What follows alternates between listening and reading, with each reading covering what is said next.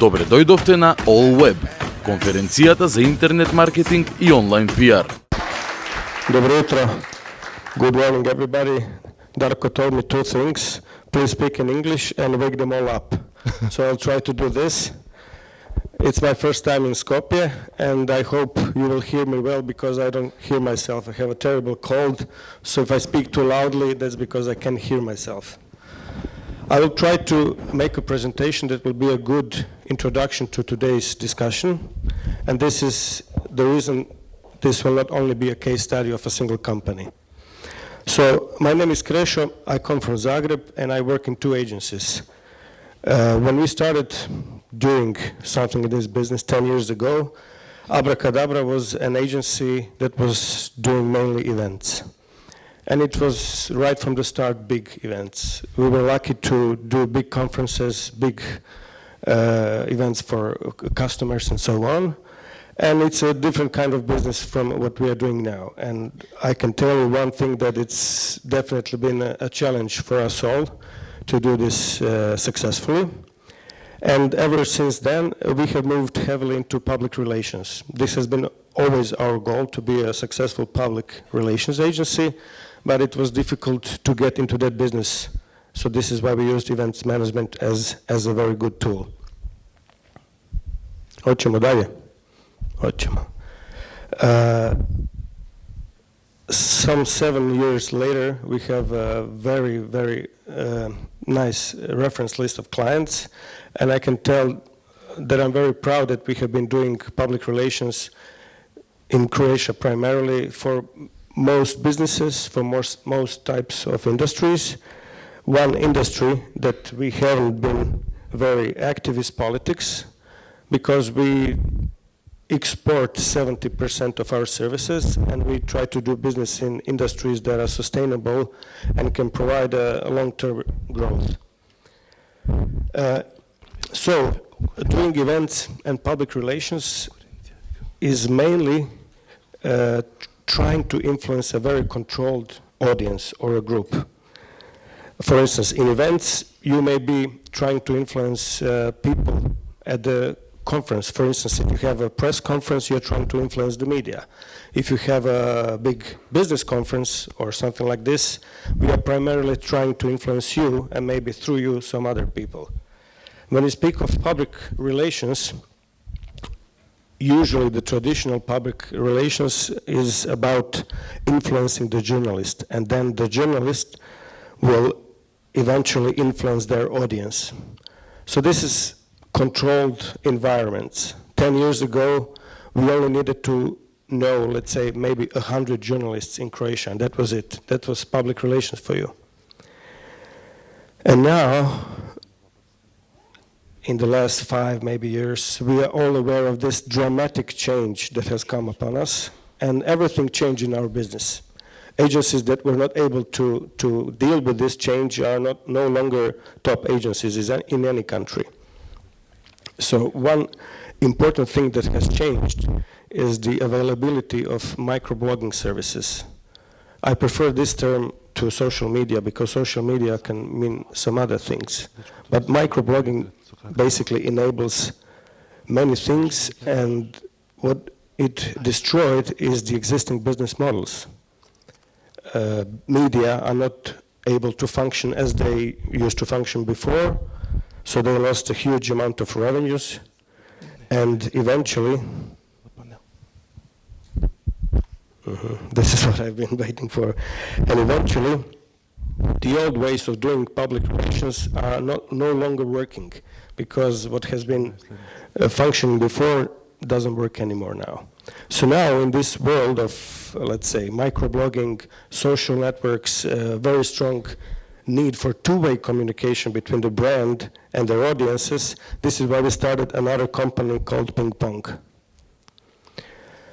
But what I've been dealing with in the last, let's say, 5 years intensely is talking to clients. And as you all know, many clients have the silos organization, and that is a huge problem for all of us agencies.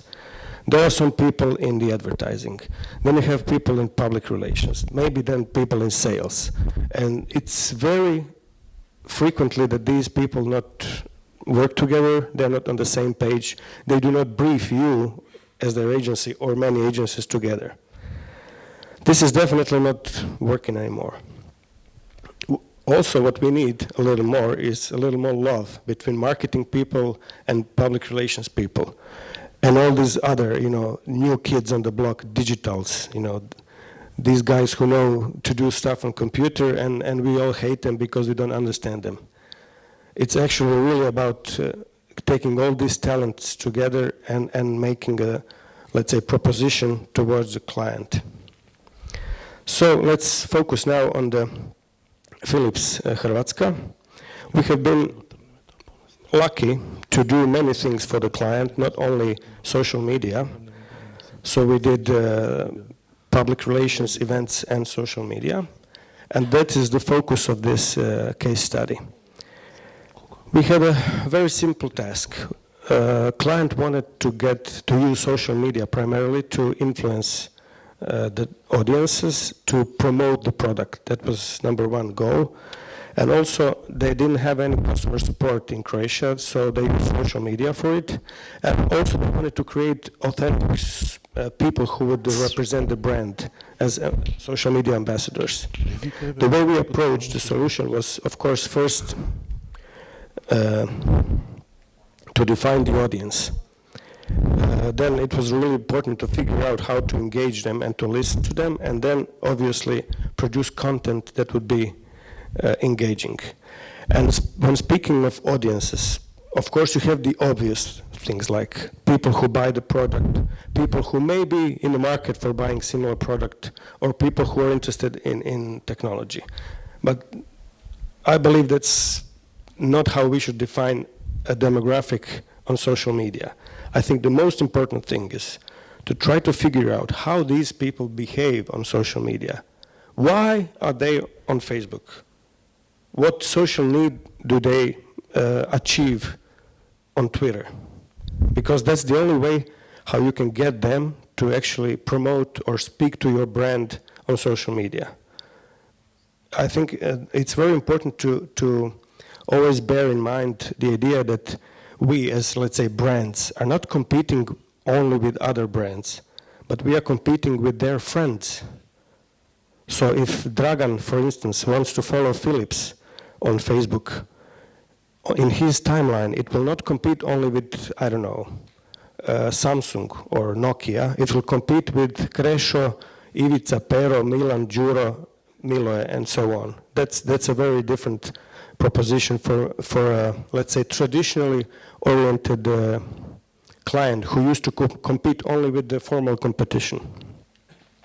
The second thing is to listen. Listening, I believe, as a communicator, is the most important tool. Listening means that you are willing to change.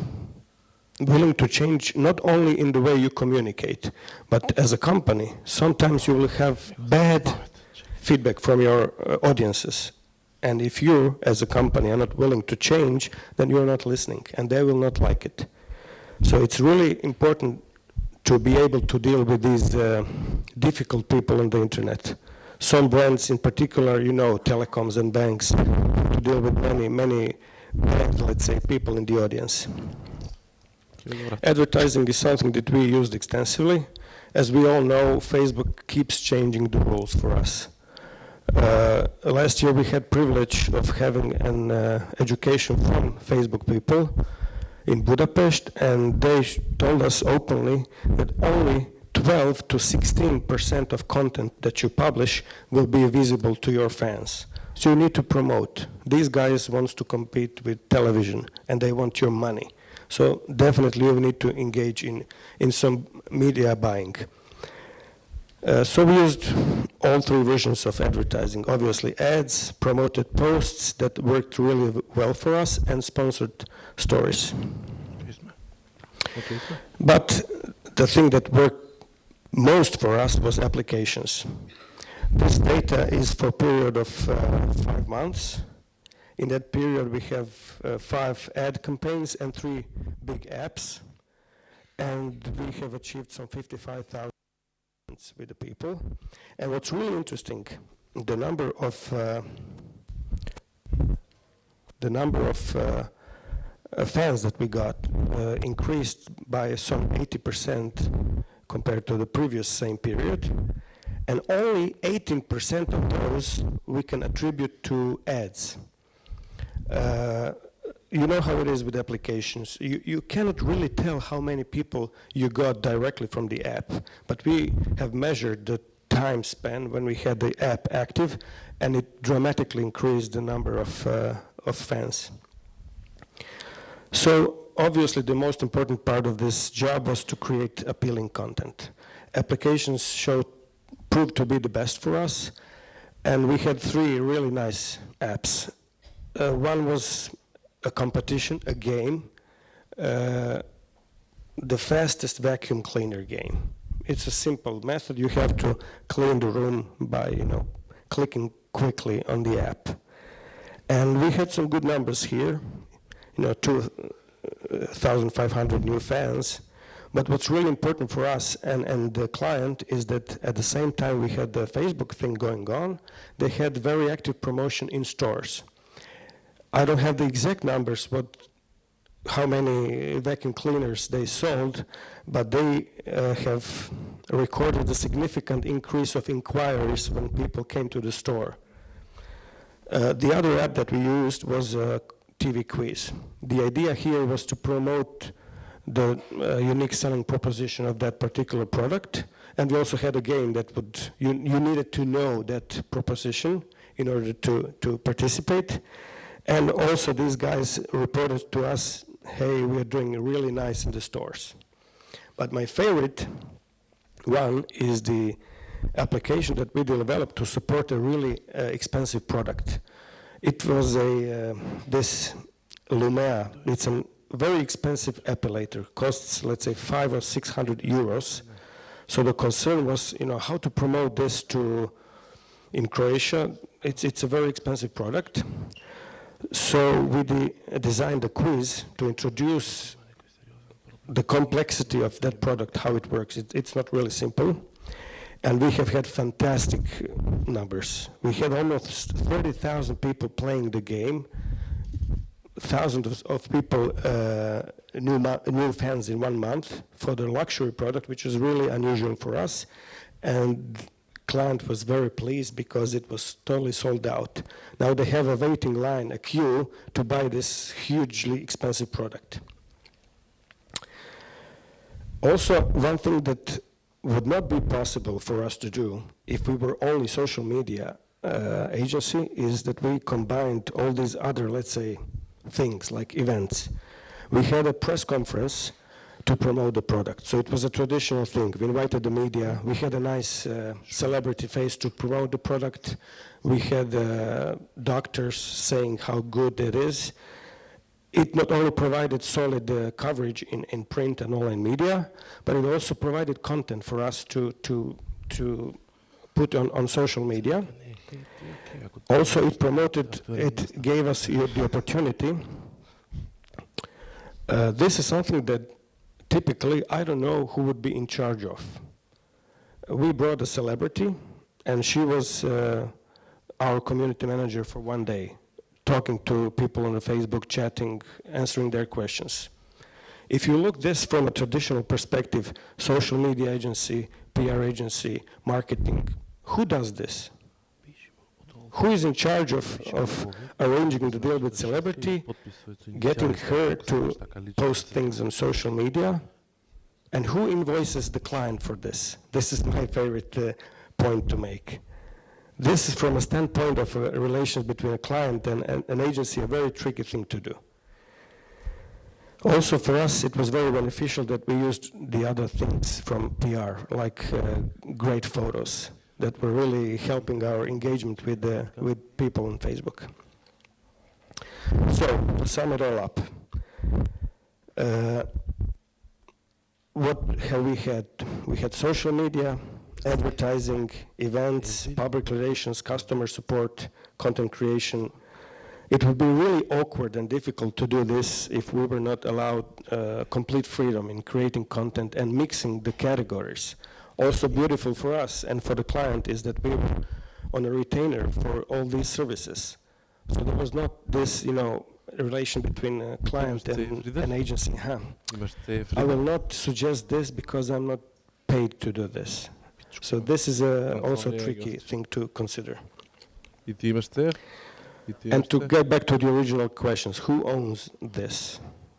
I really don't know who owns this, but I strongly believe that we need to redefine the process of, let's say, devising a strategy and tactics how to communicate online. We definitely need to have, let's say, a different type of organization. And it will take a while. It's not only on the agencies part, it really depends on educated clients, on clients that are willing to adopt the new change into their organization. And we're not talking about marketing people or communications people. We need to change the minds of CEOs, of members of the board. When these guys change their mind about it, then the rest of us will be able to do this. And I think this is pretty much what I wanted to tell you. If you have any questions, please go ahead. Or Darko, do we keep questions for later? Just go on, yeah, no worries. Okay, thank you very much, people. I would like to show you the last slide, but never mind. That's it.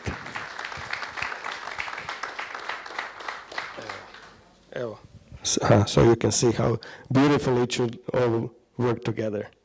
And just for the last slide, these are the two ladies that did the social media thing for us.